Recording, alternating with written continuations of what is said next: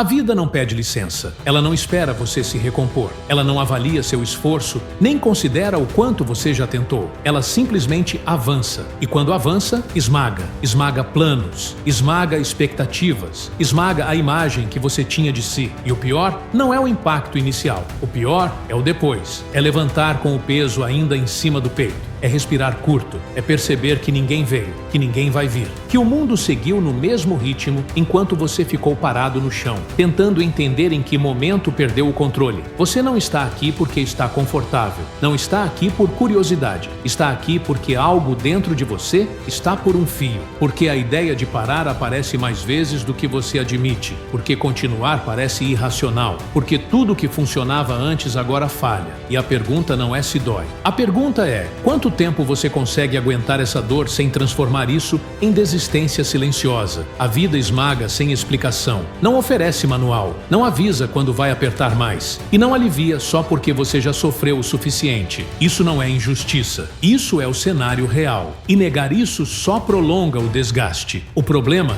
não é estar quebrado, o problema é fingir que não está. O problema é esperar que alguém perceba. O problema é esperar que isso passe sozinho. Este não é um espaço de conforto, não é um lugar para frases bonitas, é um ponto de confronto. Porque se você está sendo esmagado, há duas opções reais: ficar no chão até virar parte dele, ou aceitar que continuar não exige esperança, só exige permanência. E é aí que tudo começa a ficar sério.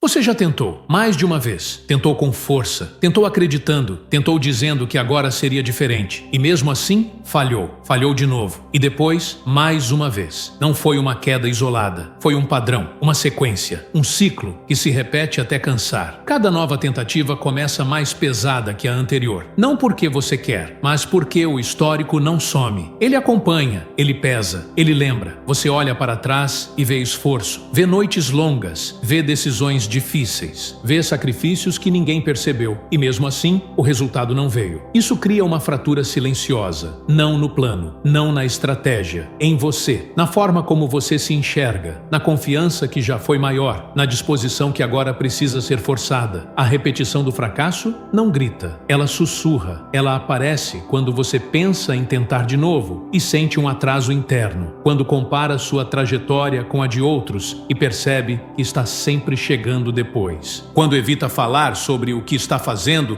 porque não quer explicar mais uma tentativa que pode não dar certo. Quando sente vergonha sem ter feito nada errado. É um cansaço diferente. Não é físico, é emocional. É acordar já cansado. É começar o dia já devendo energia. É carregar uma sensação constante de estar atrasado em relação à própria vida. E isso não se resolve com descanso, porque o descanso não apaga a sensação de fracasso acumulado. Você começa a reduzir expectativas, começa a diminuir o tamanho dos sonhos, começa a se preparar mais para o impacto do que para o avanço. Não porque desistiu oficialmente, mas porque não quer sentir o mesmo gosto amargo outra vez. E essa autoproteção cobra um preço alto. Ela rouba intensidade, rouba presença, rouba verdade. Falhar repetidamente muda a forma como você anda, como você fala, como você decide. Você se torna mais cauteloso, mas também mais pesado, mais silencioso, mais isolado. E o mundo não percebe, porque você ainda está funcionando, ainda está indo, ainda está cumprindo. Mas por dentro, algo já está em desgaste contínuo. O fracasso repetido não quebra de uma vez. Ele desgasta aos poucos. Ele ensina você a não esperar muito, a não se empolgar, a não confiar totalmente. E isso parece maturidade, mas muitas vezes é só exaustão disfarçada. E o mais difícil não é cair, é levantar sabendo que a chance de cair de novo existe. É continuar mesmo com a memória fresca das últimas quedas. É carregar o peso de todas elas enquanto tenta dar o próximo passo. Isso não é falta de capacidade, é excesso de impacto acumulado. O desgaste não começa no corpo, começa na mente. Antes de qualquer falha externa, algo já cedeu internamente. O entusiasmo diminui, a curiosidade some, o interesse vira obrigação. E você continua, não porque acredita, mas porque parar parece ainda pior. Isso é sobreviver, não viver. Você executa tarefas no automático, cumpre rotinas sem presença, responde mensagens sem envolvimento, faz o necessário para não desmoronar, mas não o suficiente para avançar. E ninguém percebe, porque por fora tudo parece normal. Você ainda aparece, ainda entrega, ainda responde, mas por dentro está funcionando no modo mínimo. O desgaste invisível é perigoso porque não chama a atenção, não gera alarme, não causa intervenção. Ele apenas consome, dia após dia, sem pausa, sem reconhecimento, até que continuar começa a parecer pesado demais e parar começa a parecer tentador. Você não perde tudo de uma vez, perde pequenas coisas, perde a vontade, perde o brilho, perde a paciência, perde a capacidade de se empolgar com possibilidades. E isso cria uma vida onde tudo é feito no limite exato do suportável. Nada além, nada a mais. A mente começa a falhar antes do corpo. A decisão fica lenta, a iniciativa trava, a criatividade seca. E você começa a se perguntar se esse é o seu normal agora, se essa versão cansada é quem você se tornou. E essa pergunta dói mais do que qualquer fracasso externo. O desgaste invisível faz você questionar sua própria resistência. Faz você duvidar da própria força. Não porque ela acabou, mas porque está sendo usada apenas para se manter de pé, não para avançar. E isso cria uma sensação constante de estagnação. Você segue em frente porque parar parece perigoso, mas seguir sem energia também cobra um preço alto. É como andar carregando peso invisível. Ninguém vê, mas você sente em cada passo, em cada decisão, em cada tentativa de manter a normalidade. Esse desgaste não é fraqueza, é acúmulo. É o resultado de longos períodos sem retorno emocional, sem validação interna, sem sensação de progresso. E quando isso se prolonga, a vida vira um processo de manutenção, não de construção. E ainda assim, você continua, não por esperança, mas por hábito, por responsabilidade, por medo do vazio que parar pode trazer. E essa continuidade silenciosa é o que define seus dias agora. Não é bonito, não é inspirador, é real. E é exatamente isso que precisa ser encarado sem romantização. Ninguém aplaude o esforço invisível. Ninguém reconhece o peso que você carrega quando não há resultado imediato. O processo é solitário por natureza, e quanto mais longo ele é, mais silencioso se torna. As pessoas param de perguntar, param de acompanhar, param de esperar algo de você. Não é maldade, é distração. Cada um está lidando com o próprio caos, e no meio disso, sua luta vira pano de fundo. Você continua, mas sem plateia, sem incentivo,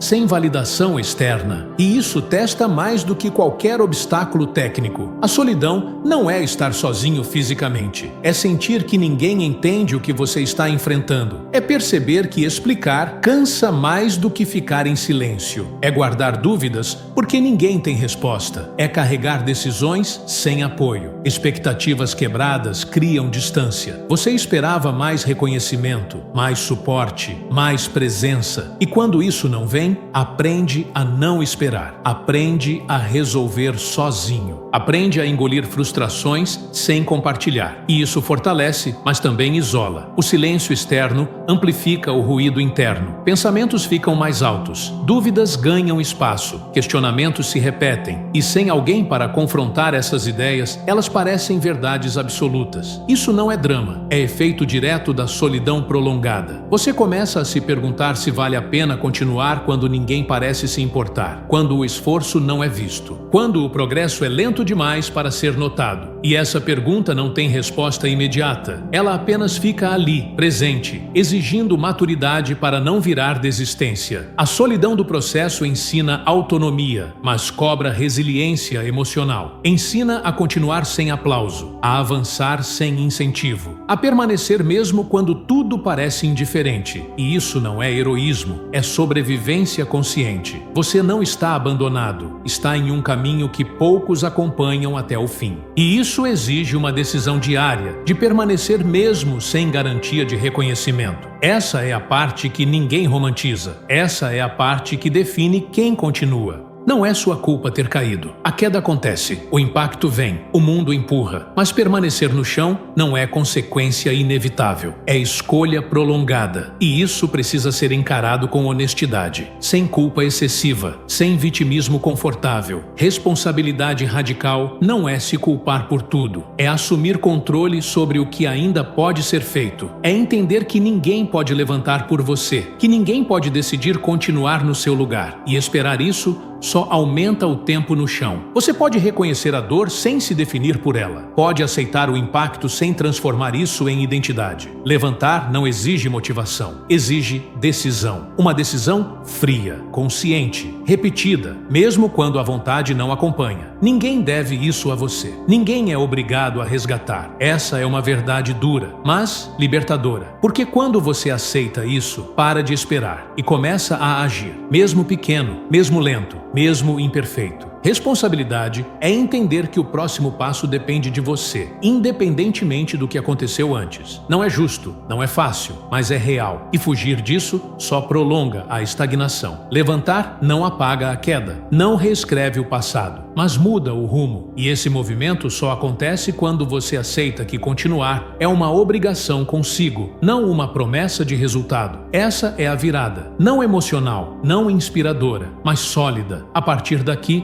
não se trata de sentir, se trata de fazer, mesmo sem vontade, mesmo sem certeza, porque permanecer é uma escolha ativa. Persistir sem motivação é o nível mais puro de resistência. Não há entusiasmo, não há expectativa, apenas ação contínua. Você faz porque parar custa mais caro, porque desistir fecha portas que continuar mantém abertas. Você age exausto, age sem recompensa, age sem reconhecimento, e isso redefine identidade. Você deixa de ser alguém que depende de estímulo e se torna alguém que permanece por decisão. A repetição diária constrói algo diferente da empolgação, constrói solidez. Constrói confiabilidade interna. Você começa a confiar mais em sua capacidade de continuar do que em sentimentos passageiros. Persistência não é bonita, não é confortável, não gera histórias inspiradoras no início, mas ela sustenta o processo quando tudo mais falha. Ela mantém você em movimento quando a mente quer parar. Você não precisa acreditar que vai dar certo. Precisa apenas não parar agora e repetir isso amanhã e depois, sem promessa, sem garantia, apenas continuidade. Isso cria uma identidade silenciosa, de alguém que permanece, que não depende de aplauso, que não negocia com a desistência. Essa identidade não nasce do sucesso, nasce da repetição consciente.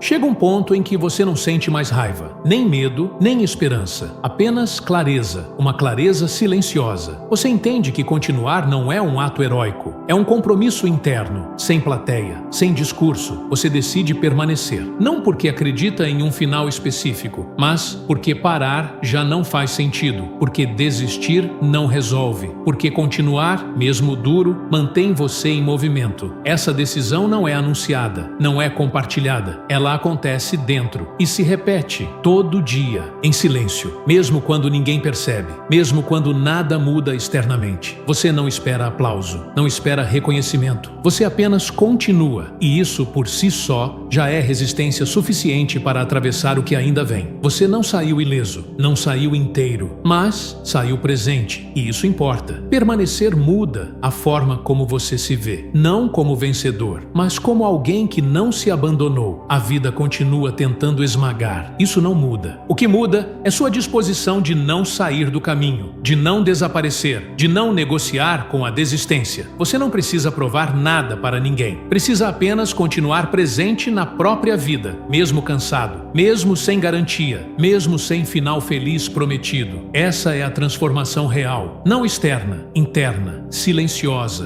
duradoura. Você permanece, e isso basta para hoje.